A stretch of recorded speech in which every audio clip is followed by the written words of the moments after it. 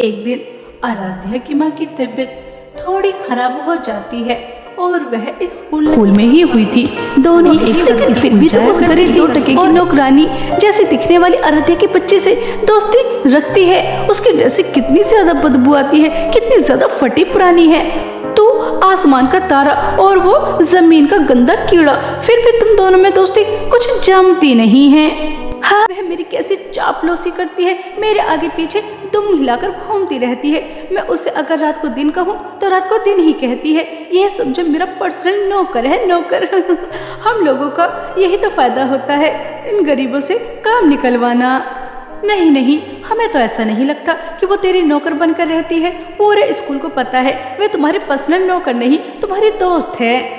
मैं तुमसे शर्त लगा सकती हूँ कि मैं उससे जो भी कुछ कहूँगी वो मेरे लिए करने के लिए तैयार हो जाएगी। अगर यकीन नहीं आता तो कल वह स्कूल आएगी, तभी अपनी आंखों से देख लेना कि वह मेरी नौकर है या फिर मेरी दोस्त, ठीक है? सपना अपनी अमीरी में चूर चूर थी। उसे बेचारी आराध्या की दोस्ती दिखाई नहीं देती थी। अगले दिन आराध्या, अरे यार सपना, मैं एक दिन स्कूल नहीं आई तो तुम इतनी ज्यादा उदास हो गई, क्या हुआ? तुम इतनी उदास क्यों बैठी हो? क्या कोई प्रॉब्लम है? आराध्या यार, अगर तुझे बुरा न लगे तो क्या मेरे लिए एक काम कर सकती है? मैं बहुत ज्यादा प्रॉब्लम में हूँ और उस प्रॉब्लम को तो ही सॉल्व कर सकती है। सपना, दोस्ती में कोई भी काम सर झुकाकर नहीं करवाया जाता, सीना ठोकर करवाया जाता है। मैं तुम्हारी दोस्त हूँ, तुम्हारे लिए अपनी जान भी दे सकती हूँ। बताओ क्या प्रॉब्लम है? यार, मेरी मम्मी की डायमंड की रिंग उन्होंने मुझे मेरे बर्थडे पे दी थी और वह मुझसे बाहर डस्टबिन में गिर गई। यार, मैं डस्टबिन के अंदर से रिंग नहीं निकाल शान थी और यह काम किसी और से करवाने के लिए कह भी नहीं सकती। सपना, रो मत, मैं तुम्हारी आंखों में आंसू नहीं देख सकती। मैं तुम्हारी दोस्त हूँ, अगर मैं तुम्हारी प्रॉब्लम सॉल्व नहीं करूँगी तो कौन करेगा?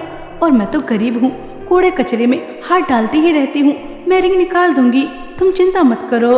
आराध्या बेचारी सब बातों से बेखबर कि उसकी दोस्त उसके साथ क्या कर रही है। वह डस्टबिन से उसकी माँ की रिंग निकालने चली जाती है, जो कभी गिरी ले जाती है और उनसे कहती है देखो, मैंने तुमसे कहा था ना, वो मेरे लिए कुछ भी करने के लिए तैयार हो जाती है, क्योंकि मेरी नौकरानी है ना, नौकरानी। देखो कैसे गंदे कचरे के अंदर से कैसे मेरी माँ की रिंग ढूंढ रही है, जो उसके अंदर कभी गिरी ही नहीं। अब तो तुम्हें समझ में आ ही गया होगा कि मैं इस गरीब से दोस्ती क्यों रखती हूँ। ये गरीब होते ही ऐसे हैं, बेवकूफ और नासमझ। सपना, तुम्हारी माँ की रिंग नहीं मिल रही, मैंने कचरे निकाल कर देख लिया। सॉरी यार। कोई बात नहीं, लेकिन यार अब तो क्लास के अंदर मत जाना। तूने गंदे कचरे को हाथ लगाया है ना, तेरे अंदर से बदबू आ रही होगी। क्लास में हम सबका बैठना मुश्किल हो जाएगा। प्लीज कल आ जाना नहा धोकर।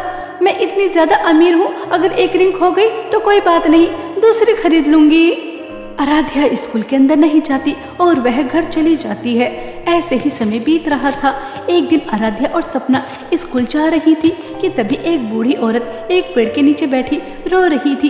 तभी उसकी नजर आराध्या और सपना के ऊपर जाती है और वह दोनों, मेरी मदद नहीं कर रहा, लगता है कलयुग आ गया, कलयुग, किसी को किसी की नहीं पड़ी। बेटा कृपया करके तुम ही मदद कर दो। बुढ़िया, तुझे नजर नहीं आ रहा हम स्कूल जा रहे हैं? अगर मैं तुझे अपना लंच दे दूंगी तो मैं क्या खाऊंगी? तेरी वजह से मैं भूखी रह जाऊंगी। चल हट यहाँ से, हमारा रास्ता छोड़। पता नहीं कहाँ से आ जाते हैं भिखारी। हमें खाने के लिए दे दो, हमें पैसे दे दो, जिससे हम इनके लिए ही खाना लेकर आते हों। अरे सपना, अपने से बड़ों से इस तरह से बात नहीं किया करते।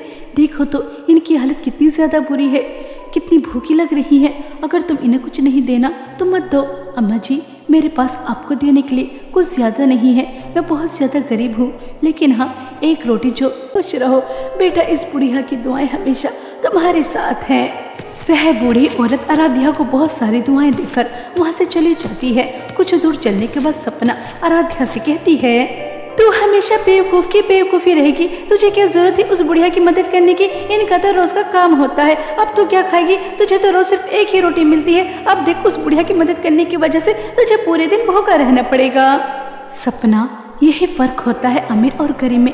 तुम अमीरों को गरीबों की भूख दिखाई नहीं देती और हम गरीबों को गरीबों का दुख बहुत अच्छी तरह से नजर आता है। तुम्हें वह अम्मा झूठी और ड्रामेबाज लग रही थी, लेकिन मैंने उनकी आंखों में देखा कि वह कितनी भूखी थी। और क्या तुमने देखा नहीं, अम्मा जी ने मुझे कितनी सारी दुआएं दी। सपना, तुम्हें भी दूसरों की मदद करनी चाहिए। तुम तो इतनी ज़्यादा अमीर हो, देखना तुम्हें बहुत अच्छा लगेगा और बहुत सारी दुआएं मिलेंगी। माय फुट, यह दुआएं वगैरह कुछ नहीं होती।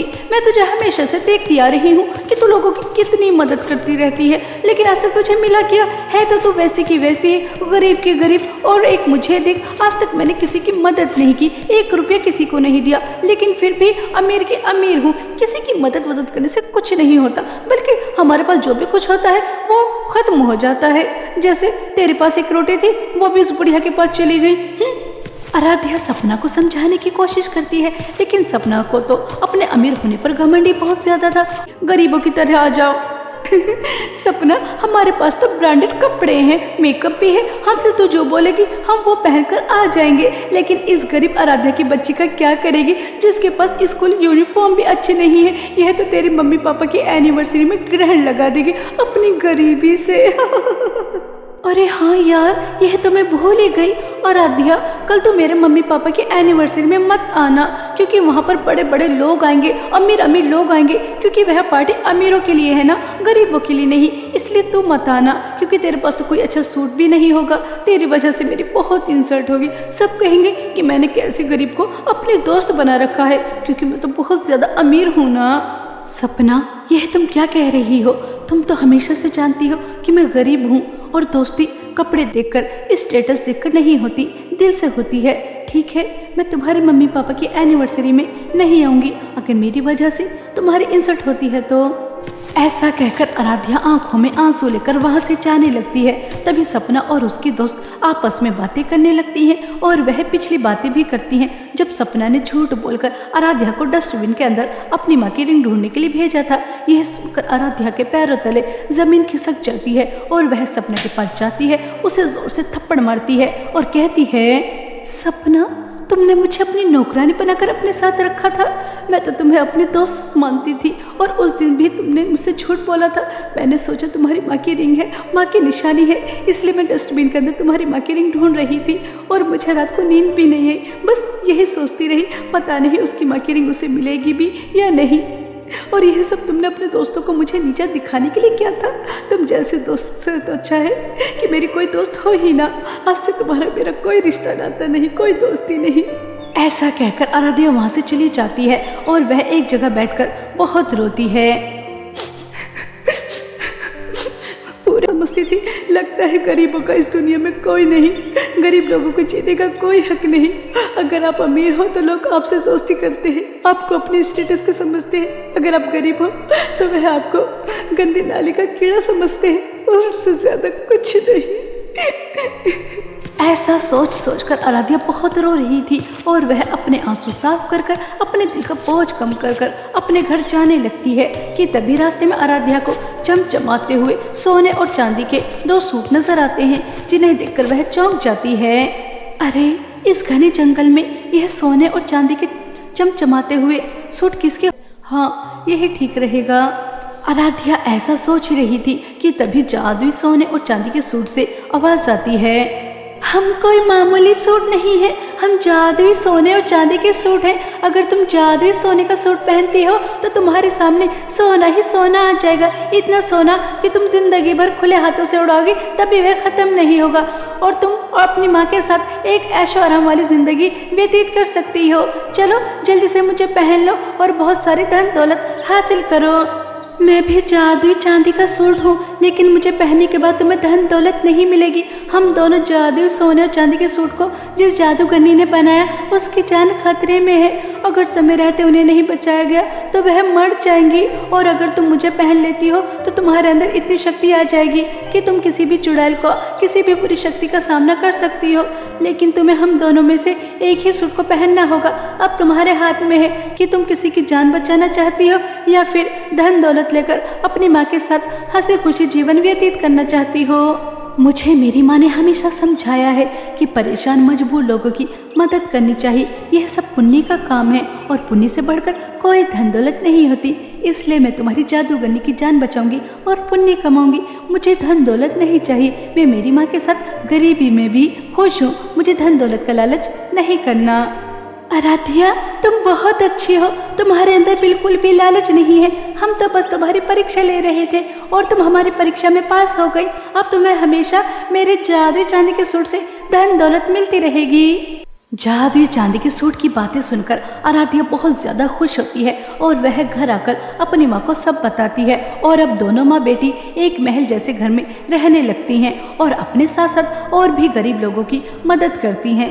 ऐसे ही समय बीत रहा था। एक दिन सपना फटे पुराने कपड़ों में आराध्या के पास आती है और उससे माफी मांगते हुए कहती है, आराध्या मुझे माफ कर देना, मैंने तुम्हारी सच्ची दोस्ती को नहीं समझा, हमेशा अपने अमीर होने पर घमंड करती रही और आज देखो मैं गरीब भी हो गई और अकेली भी। मैंने तुम्हारे साथ बहुत गलत किया। तुम्हें पता है मेरे मम्मी पापा मुझे छोड़ के चले गए और उनके साथ सब कुछ। मैं गरीब होने के साथ साथ अकेली भी हो चुकी हूँ। मुझे माफ कर देना, मैंने तुम जैसी अच्छी और सच्ची दोस्त को नहीं समझा। सपना, तुम्हें अपने किए पर पछतावा है, यह देखकर मुझे बहुत अच्छा लगा। और जब मैं गरीब थी तब भी तुम मेरी बहुत अच्छी दोस्त थी और आज मैं अमीर हो गई तब भी तुम मेरी वही पुरानी वाली दोस्त हो और तुम अकेली नहीं हो, मेरे साथ मेरे घर में रहोगी, मेरी बहन बनकर। अब कभी अपने आप को अकेला मत कहना, मैंने तुम्हें माफ किया।